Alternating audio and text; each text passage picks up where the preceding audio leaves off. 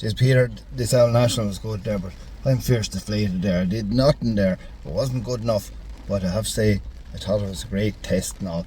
I was fierce impressed by what you did there yesterday, and you're top of it there now. You're in the runoff now later on. What's it like? Well, first of all, I really enjoyed my run. One of them runs you'd be dreaming for. The dog was in form. He was enjoying it. He was walking really well. He was getting on with his job. He took his shades well, so we'll just have to try and do the same again in the runoff and hope it goes okay. If it doesn't, it's a trial that you look forward to all year. It's the national, and for to get through to the runoff, it's extra special. So we'll also have to try and enjoy it as well. It can be nerve-wracking, but we'll have to enjoy it. And tell us this, for there's a lot of people going to be going home like me there saying, "Oh, it wasn't just good enough," and to be a bit deflated and all. Did that ever happen to you? Oh, it has happened many a time. A couple of years ago, at 21 in Killarney, I had a very bad run the first day with the wee bitch I had, and I was really annoyed. I was on the way back to the accommodation, and I says to the wife Bruna, "That's it, this is a waste of time. Far too much effort and time wasted in this, getting nowhere. Going out the next morning and won day 2 and won the national."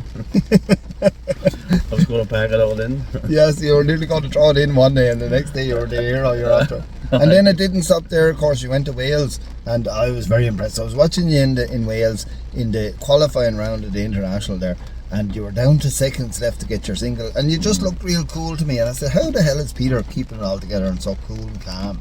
Yeah, I minded well. It took a long time to get that single. She wasn't for leaving her mates. You're right, just at the last 3 or 4 seconds I seen an opportunity, and it has to be going for you sometimes. You have to have a wee bit of luck on your shoulder. Mossy that time was just right in his prime. A dog that's in their prime, it's a big part of it. Like he's thinking with you every part of the run. Yeah, got through to the Supreme, and he went well in the Supreme. Yeah, won the driving as well, so it's a good job I didn't pack it in. Well, there you were now, and I know it'd be a dream to win the Supreme, but you were reserve Supreme champion there. Yeah. It was a close one between you and Tom Sullivan there. It was a nice thing to come away with, as well as the International Driving. God, it was a big bag. How much stuff do you win? You were the Irish National Champion, you had the International Driving Champion. Yes. And Reserve Supreme Champion. Reserve Supreme. Also the same day, my son Peter Ogue won the juniors, so it would have been a lovely one, but still it was a great day. Yeah. Reserve is a hell of an achievement. But I always think it's a lovely example though of the first day at the National, you're down the dump saying, "I feel like throwing this here." Yeah. And like such a turnaround. They don't come much bigger than that, like. Well, I had a bit of hunger on me after it going bad, and it helps too. It gets rid of them wee nerves, and you're determined, and that's a great sport. You do put in a lot of effort all year, and you hope for big things. There's a serious amount of training need to be done, to get your dogs fit and get them listening and make sure they're not over the top, make sure they're not sore. There's a lot of effort in it. And here's the thing, Jerry Egan said a lovely thing. I thought it was a very encouraging thing. Jerry was saying to you that he was frustrated every national. He felt like he was putting in a lot and it wasn't happening for him. And you said something like, all that stuff is accumulating, all that knowledge you're building. Well, if you weren't annoyed and if you didn't feel that way, I don't think you would get any better. Yeah. If it didn't annoy you, you learn by your mistakes, and then you know not to do it again. And what are you saying? If it has to hurt you to push you to try? Yeah. Well, down through the years with me, you'd have been annoyed about things going wrong and a lot of teething problems at nationals, but probably was the answer to the success at the same time. Yeah, I think you can't have one without the other. You have to do the mileage thing. Yeah, and you can't win all the time, obviously. You have to just keep trying and keep trying. And that just about your run there the other day, I watched the Welsh National on the live feed, and I was really struck with Aladon's run. I was and it happened to me before in that Castle Howard International in the qualifying. I was sort of hypnotised by his run. He had a lovely contact on his sheep, and he was really flowing and managing, and I felt you were very similar the other day there. Well, that dog I was running, Bob, is bred by Alat. Alat has a line of dogs that likes to work the sheep. They don't have to be told to work them. They like to get on with it, and you can sit back and relax a bit with a dog like that, and just let him pace away. Aled has had a lot of success in Supremes and big fetches, and that Aled's dogs just head down and keep coming on with it. Also, you need the brains, obviously, in a dog too. Yeah, it's not just all about fetching. Yeah, and then there's all that homework that went in. What kind of homework are you doing in the summer? I know you're going to trials and competing, but you give us a bit of a clue of what happens behind the scenes.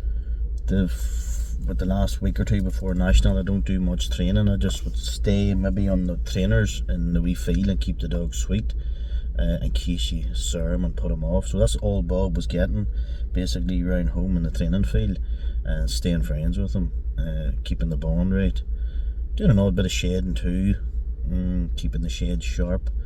But there's nothing you can do the week or two before National to fix something, you know. No, you wouldn't go touching that. Yeah, you But can't. I'm more interested in what are you doing back in, like say after the lambing, back around May and June and that kind of stuff. What's your goal with your dogs there? When you're on the hill raising sheep or gathering, you've always got events like this in the back of your mind, making sure the dog's listening. What way is he listening at distance? You'll be putting them to the test, you know. Basically, when I'm doing all my farm work, I'd be having the training in the back of my mind all the time. I wouldn't be letting him do things to please himself. Yes, he'd be going through you for anything he'd be doing. Yeah. He'd be doing it. He'd be allowed to work as long as it's in your terms and he's clean on his Yeah. flanks or things like that, or that he's stopping Yeah. when you ask him. And all those little things. You're not letting anything slide, even though Yeah. you're doing work.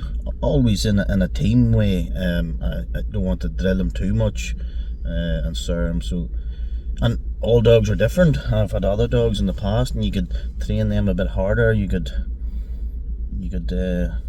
command a bit stronger with them and things like that. You have to read the dog's personality in my eyes and know how far you can go with them. Yes.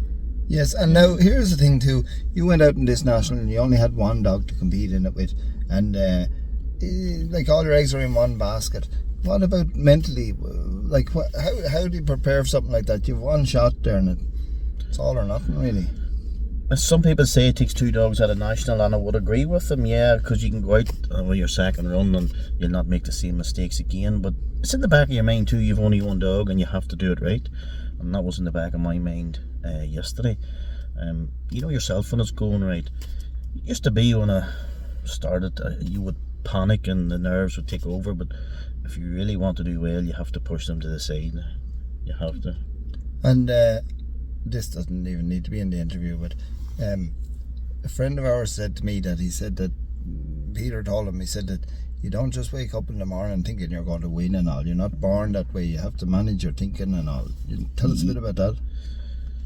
Yeah, well, Or if you want to. yeah, no, I understand. You do have to be mentally tough for the sport too, and there's nobody born in the world mentally tough. You have to get yourself prepared for the events, and be prepared for the thing to go wrong as well. It can be hard to swallow some days. I'll be in the runoff this evening, and I just have to go out with a frame of mind to do your best. And if you do your best, you should be satisfying yourself. Yes. That you could have done no more. And if what you kind of look at it, I'll go out and do my best and then I'll just accept the outcome. Yeah, well, sheep could have a wee extra bit of play in it. You know, you could have a tricky one or a good packet, but as long as you know you and your dog have done your best, it should never haunt you. Like, Yeah. it shouldn't.